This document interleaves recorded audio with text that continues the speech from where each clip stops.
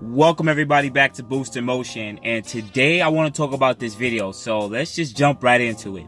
It's a red sport versus a red sport and a silver sport versus a silver sport. The only difference is the ones that are winning have lower downpipes and CATBACK exhaust. So pretty much in this video I'm just going to talk about what's the pros and cons to a lower downpipes versus even maybe if you want to option up to a full downpipe option.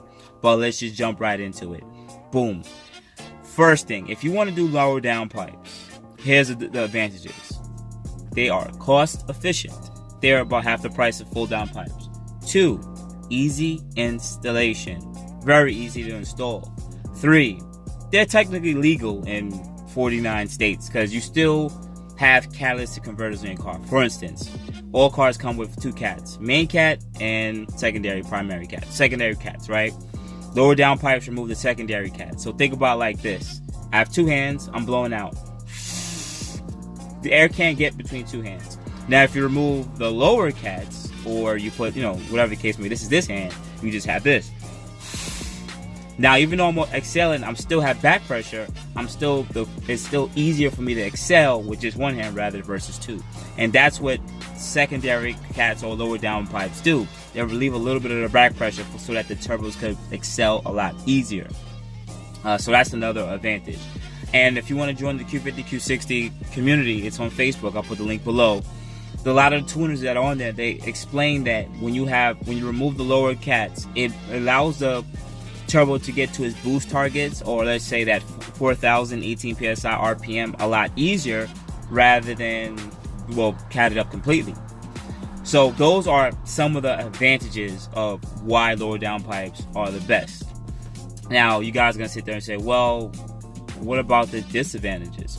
Well, some of the disadvantages with lower downpipes is, the first thing is, from what I read, so I don't have them yet, but from what I read is, you have excessive heat. Because remember, you're adding more air, more compressed air, you're adding, which is higher temperature, you're adding more fuel, pretty much more heat to the system. Now, when you have a blockage, or let's say the primary cat, with more heat, this catalytic converter starts to heat up to the point that it's so hot that now you're kind of out of the temperature range on what the cat should have. So pretty much there's something called EGT's exhaust gas temperature sensors. Pretty much you want to know the range of heat for the exhaust temperature. Now if it goes too hot, these sensors usually go because they're out of their optimum range. Also, with excessive heat to these components, stuff breaks. The oil gets too hot, guess what? Catastrophic failure of the turbo. Coolant gets too hot, pretty much the system gets too hot when it's a blockage. So that is some of the disadvantages of just still having cats on the car. Even though you did relieve some of the back pressure, you didn't relieve all of it. Now you guys are gonna sit there and say, well, I guess that's what full downpipes do then. If you get full downpipes, you won't even have to deal with that issue. Agreed. The reason being now, rather than having, you have all that excessive heat could just get right out of the system, like blow right out the system. So now you don't have, so these EGTs are not going to be out of the optimum range because a lot of the exhaust is getting out. Even though you have excessive heat added to the system, there's no much back pressure against the turbine fins for it to be able to just get all the heat and exhaust out of the system really quickly. Another advantage to full downpipes now is, on top of that, is like, you understand that I picked that 400 wheel horsepower, 18 psi, 4,000 RPM. When you have no catalytic converters at all, you have no back pressure, which means that turbines could pretty much spin as fast as they can or quickly as they can to that 18 psi, which means you can hit 18 psi at a lower RPM, 1. 2, rather than, let's say you hit your peak, remember it's your peak wheel horsepower and or torque, whatever the case might be, at a certain rev range, you might be able now to hit 18 psi at 3,000 RPM, right? So quicker spool. You can also be able to hold it longer throughout the rev range. Reason being, when the rev range gets higher, if there's back pressure, the turbine fins can't spin as quickly as they can because there's so much back pressure against the turbine fins. We have CAT. We have no CATs. Now it has optimal efficiency, which now it might be able to hold that 18 psi from 3,000 all the way to 6. But if it had just the lower CAT, the lower downpipes, and still have the stock primary CATs, it might be only to hold it. It might be only able to hold it from 4,000 to maybe 5,000. So now you guys are gonna ask me, well, doesn't that mean that the full downpipes are more powerful? Yes. Will it make your car have a higher wheel horsepower? No. Based on what the tuners are saying, from what I read, is not necessarily. It all comes down to the tune, one, and it's also that idea of the optimal efficiency for these small turbos for this car. So these turbos are so small, they like pretty much just complete tiny ass snails, and they spin like 100,000 RPM. So they already just out of their optimal efficiency. So it all comes down to your tuner, where full downpipes may not outperform, well, should outperform lower downpipes, but based on your tune and how aggressive it is, lower downpipes could still give you the same wheel horsepower. It's just that with the advantage of full downpipes, you can have that consistent PSI or wheel horsepower through a larger consistency through the rev range. So that may be a benefit which you may be looking into and what you would actually want. The disadvantages now of full downpipes is it's kind of the opposite. They're more expensive. They'll take a little longer to install. And because there's no back pressure, the warning is the turbines might overspin themselves. That back pressure is a bad thing for a turbo, but it's also a kind of a good thing in this case, because if there's no back pressure, the turbines could overspin themselves, which means turbo surge or boost spikes. We don't want that.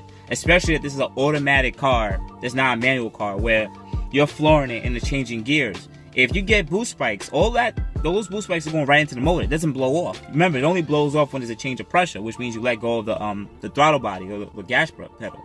So in that case, you're gonna be introducing using these boost spikes into the motor, which hurt the motor, which gives you lean condition, which gives you excessive heat, which means catastrophic failure or pre-ignition. So that's pretty much a disadvantage when it comes to full downpipes, because depending on the tune, you're gonna have boost spikes. But all in all, just looking at the video, untuned, lower downpipes give you that alleviated back pressure, but then it doesn't necessarily give you as much boost spikes, or depending on the tuner, it will be easier to control or modulate the PSI depending on what it is. So it all depends on what your price, it all depends on what you're necessarily trying to do.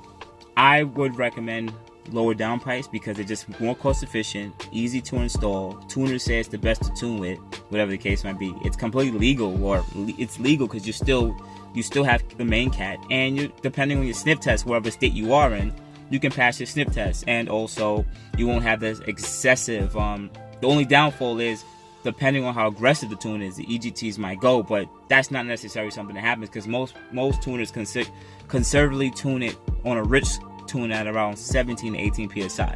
So from what I know, the car's been out for about a year and a half now. Not much people having these issues. So if you want to look into it, there's plenty of companies. And just to throw in there, there's also something called full downpipes that are catted too.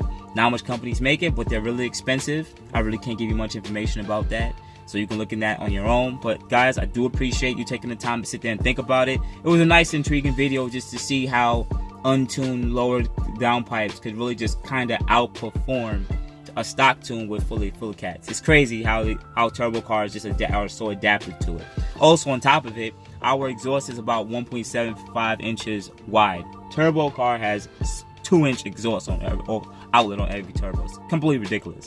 But guys, if you like this video, just for the like. If you dislike it, come on, I understand. Give me the dislikes. If you hate me, my check and sex will pass. Write it down in the comments. If you like to see more videos like this, subscribe. I also do a lot of DIYs for the channel. I'm just here trying to give you guys some information on should you just do lower downpipes, and also show you just an example of what lower downpipes can do without a tune, and just imagine what it could do with a tune. Alright, thank you guys. Subscribe. You have a great day.